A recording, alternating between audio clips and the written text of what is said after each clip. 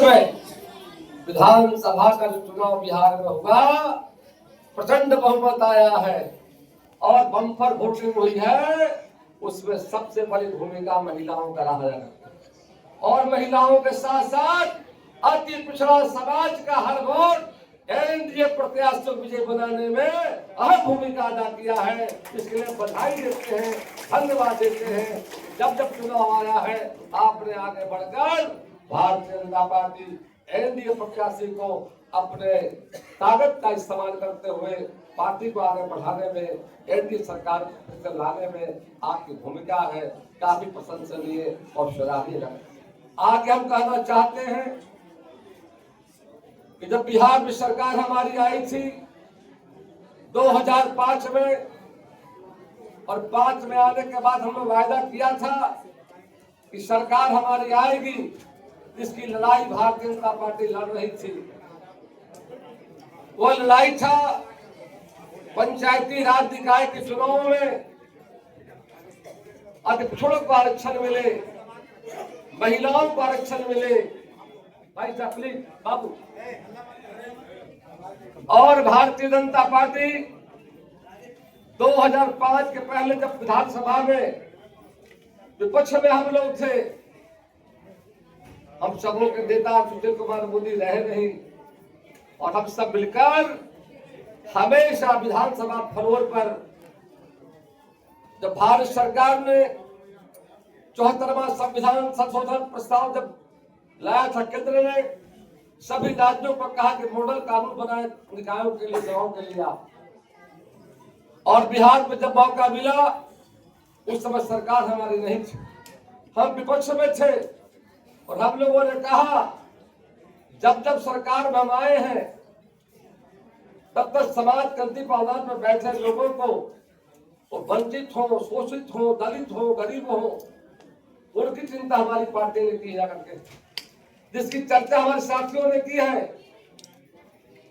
सन 77 में जनता पार्टी की सरकार बनी थी और जनसंघ पार्टी जनता पार्टी का हिस्सा बन गया था, और उस समय सरकारी नौकरियों में बिहार पहला राज्य था जहां हमारी सरकार, जनता पार्टी की सरकार, जिसका नेतृत्व कर रहे थे जननायक कर्पूरी ठाकुर और कैलाशपति मिश्र कर रहे थे। और हम सबों ने, हमारी सरकार ने उस समय सरकारी नौकरियों में पहली बार आरक्षण देकर समाज की बड़ी आबादी को लाभ पहुंचाने का काम किया, छोड़कर अच्छा महसूस किया था। ये लड़ाई जारी था, समय का इंतजार देख रहे थे। और जब विधानसभा में जब बिल आया, बिल के विरुद्ध में हम लोगों ने प्रस्ताव दिया था, प्रस्ताव पर बहस हुआ, और हमने कहा इस जनता पार्टी की सरकार में छोड़ो को जनता कर्पूरी की सरकार में आरक्षण दिया है सरकारी नौकरियों में, पंचायती राज में और निकाय चुनाव में मिलना चाहिए। सरकार हमारी थी नहीं, हम विपक्ष में थे, वोटिंग हुआ, वोटिंग में हम सब लोग की हार हुई, या बैठे नहीं, लड़ाई जारी थी। समय का इंतजार था। 2005 में सरकार हमारी आई और भारतीय जनता पार्टी जदयू की सरकार जब बिहार में बनी, एजेंडा हमारा था अति पिछड़ों को हम पंचायती राज में विषय को हम लोग लाने का काम किया। नीतीश कुमार हमारे माननीय मुख्यमंत्री बने, सुशील कुमार मोदी डिप्टी सीएम थे, और दो नेताओं ने कैबिनेट से पास करा करके विधानसभा में लाकर हम लोगों ने बिहार पहला राज्य था जब सरकारी नौकरियों की तरह पंचायती राज में, निकाय के चुनाव में हम लोगों ने 20% आरक्षण देकर बिहार के पिछड़ों को राजनीतिक धारा में आगे लाने का काम किया गया। और साथ ही साथ एकल पदों पर आज पटना में जिला परिषद को जैसे अध्यक्ष यहाँ पर एलबी देवी है, इसका वजह क्या है? सीट महिला के साथ साथ अतिक्षा सीट है, उसके वजह से संजय कुमार मेयर बने पटना में।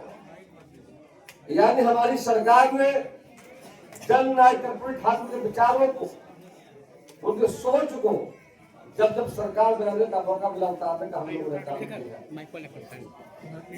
और देश के माननीय प्रधानमंत्री भाई मोदी जी के द्वारा हमारी सरकार आई और हमारी सरकार ने पहली बार पिछड़ा वर्ग आयोग को संवैधानिक दर्जा देने का काम किया और जो कमीशन बनाया गया है सेवानिवृत्त न्यायाधीश रोहनिधि की अध्यक्षता में समिति बनी है। आने वाले समय में हम सबों का मांग था जिस बिहार में आरक्षण है केंद्र सरकार की नौकरियों में, केंद्र सरकार की जो नौकरियां हमारी है उस नौकरियों में भी भारतीय प्रशासनिक सेवा के नौकरियों में अध्यक्षों का स्थान मिले। हम आशा करते हैं आने वाले समय में निश्चित तौर पर रिपोर्ट आने के बाद पूरे देश में रहने वाले निवास करने वाले पिछड़ा वर्ग के जो लोग हैं उसका उन्हें लाभ मिलेगा। आगे हम कहना चाहते हैं इसी वर्ष पंचायत का चुनाव होने जा रहा है और पंचायत के चुनाव में आरक्षण तो हमें है 20% का, आरक्षण के आगे भी हम सोचते जाकर कई साथी हमारे हैं जो सामान सीटों पर जीत करके आते हैं, अपनी कर्मठता मेहनत ईमानदारी के बल पर अपना उन्हें पहचान बनाया जाता है। हम चाहेंगे आने वाला इसी वर्ष पंचायती राज का चुनाव होने जा रहा है बिहार में, आप उसमें आगे आए, प्रयास करें, परिश्रम करें और मोदी सरकार की योजनाओं को कैसे घर घर ले जाने का काम करे जाए।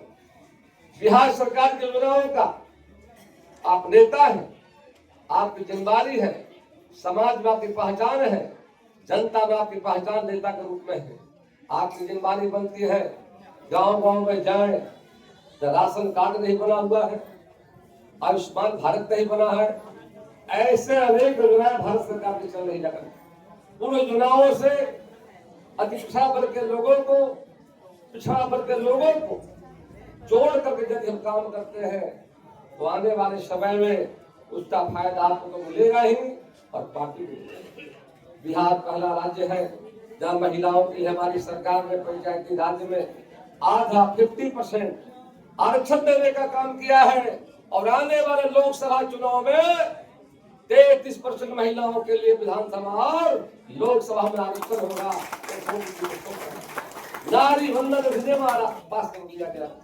मित्रों साथियों, बिहार में आपने कमल खिलाया है, एनडीए की सरकार को लाया है और एनडीए पांचों दलों को विजय बनाने में आपकी अहम भूमिका रही है। तो बिहार को झांकी था बंगाल की बारी।